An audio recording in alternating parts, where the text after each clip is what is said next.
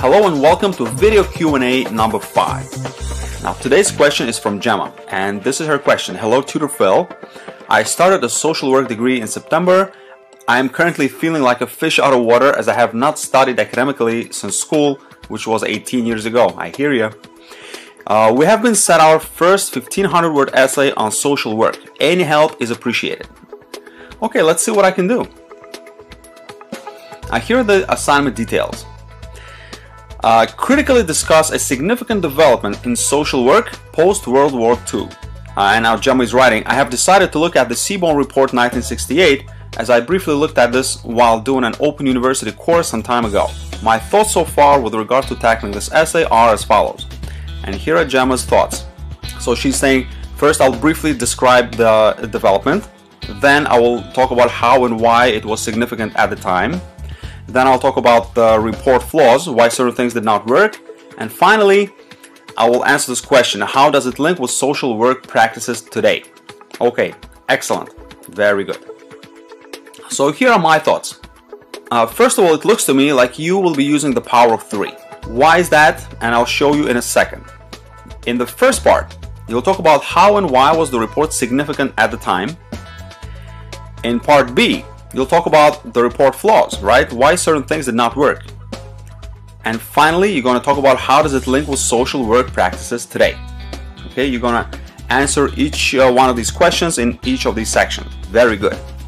Now, you may be asking what happened to briefly describing the actual report. Well, let's do the thesis statement and let's see where you can put it so that it would work. So your very first sentence in this essay should sound something like this. The Seaborn Report was an important document that, and blah blah blah, whatever it was. Okay, and that would be a very brief introduction into what the Seaborn Report was. I don't think you should include a separate section just describing the Seaborn Report, and here's why.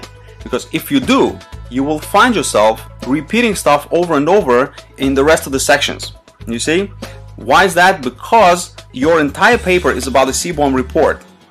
And these sections, A, B, and C, the way you describe them, they are perfect because they're different from one another. But briefly describing the Seaborn Report and allowing a separate paragraph for that, it might be too general. It might be too general, and then you will find that you are repeating yourself needlessly. I think that the best thing to do is to include a sentence describing this report just as a first introductory sentence in this essay. Okay, and then you will, of course, you will say first A, the second B, and third or finally C. And when you're done writing out all the 3 sections, you're done. Well, you have to write your conclusion or not to write it. Now, with regards to a conclusion, of course, you either include it or you don't, depending on whether your professor wants it or not. And I have a couple of nice blogs about it on my website. Now, let's see how a thesis statement would work for this essay. Okay, I want to give you a few thesis writing tips. Now, as you can see, in the very first sentence, and you can devote 1 or maybe 2 or maybe 3 sentences tops to simply describing the Seaborn Report. But what I always advocate is to get to the point as quickly as possible. And this would be your main point, I'm assuming, right? So this paper will explore the significance and the flaws of the Seaborn Report as well as its relevance to social work today. You see how that encompasses your entire paper? You see, this paper will explore number 1, the significance, number 2, the flaws, and number 3, the relevance to social work today. Very good. And then you go ahead and you say, first, it was a significant document because, and then you will say for 3 reasons or whatever, or for 1 reason or for 2 or however many reasons you have. Or you could say it was a significant document in 3 ways. Way 1, way 2, way 3, or in this particular way, or in 2 ways.